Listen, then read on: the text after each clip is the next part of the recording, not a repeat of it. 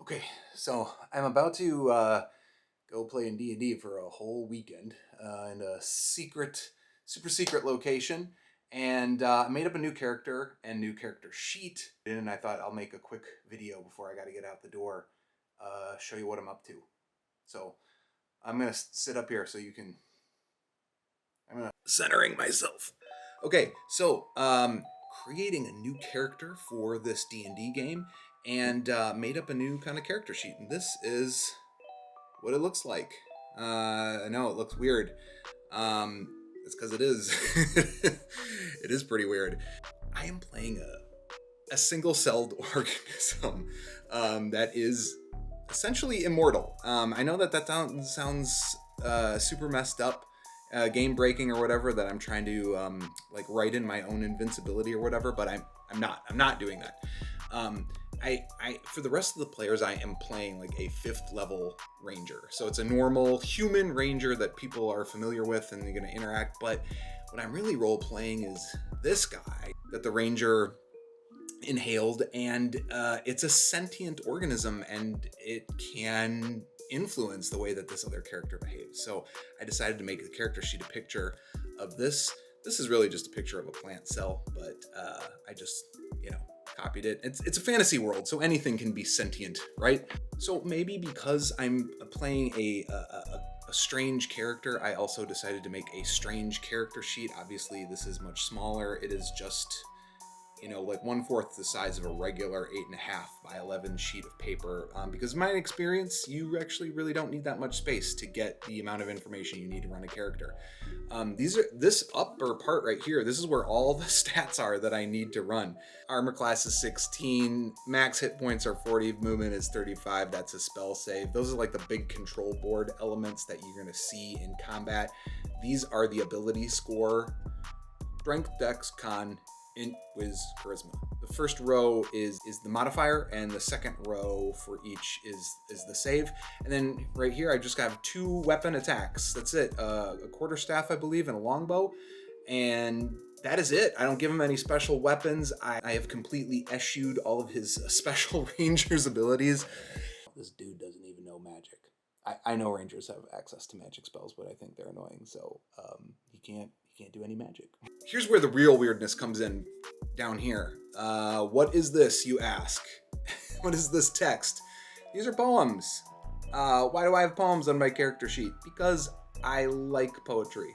Let's be a little imaginative. Let's be creative. Let's make the world our own. And I'll tell you why I have these poems in just a second. But they're 2 poems. They're Sappho poems. Sappho, the immortal ancient Greek poet. I love her poetry, despite the fact that we only have it in fragments these days, right? Like, she was writing a long time ago, and her poems did not survive intact as a whole. So all these translations are just fragments of poetry, but amazing poems. I have 2 poems here that I'm going to use, and you can see that I've numbered all the lines of the poem 1 through 12 because I'm going to use it as a dice rolling mechanic. I like to do this with all my characters. I use a D12 because D12s are amazing. You got to roll that chunky D12, man. These are the feelings and urges and thoughts that it has, 1 through 12. They are not prescriptive, right? They're not going to say, oh, this person's happy, or this person's going to attack, or this person's going to investigate. I want there to be interpretation. I want to be able to use my imagination. So the reason for the poems is because I don't want to have just a random table that's just like prescriptive elements. I want to be able to interpret it, and I chose Sappho poems because they are fragmentary. This thing in my idea, I don't know who this is.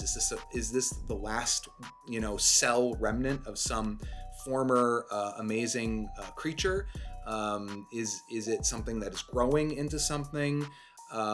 What's its name? What's its purpose? I don't know any of that, and this thing also does not know any of that.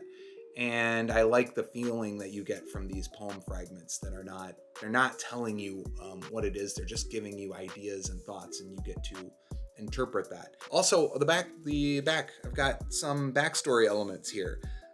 This is a local star chart, because again, I like astronomy, so I wanted to put some astronomy here. And I did write from here. That seems pretty prescriptive. Like whatever this thing is, it's from here. I wish I hadn't done that because, right, if you just had this arrow, I mean, what does that mean? Does that mean that this character or this thing is heading towards this place? Does it mean that's where it was born? Does that mean this is where it's trying to get away from? I don't actually want to know. Here, this big word, Udrakron, or Udrakron, I'm not sure. Again, it's a mystery to me. I only put it on here because I want it to be something concrete, but I don't want to know what it is. I want to discover that. This is definitely a Citizen Kane Rosebud moment. Like, what does this word mean? I don't know. I'm going to figure it out. Anyway, I'm taking this to our whole weekend game. This is what I'm playing. Maybe I'll let you know how it goes. So wish me luck. Yeah, I'm out. Thanks for hanging out. Stay ensorcelled, friends.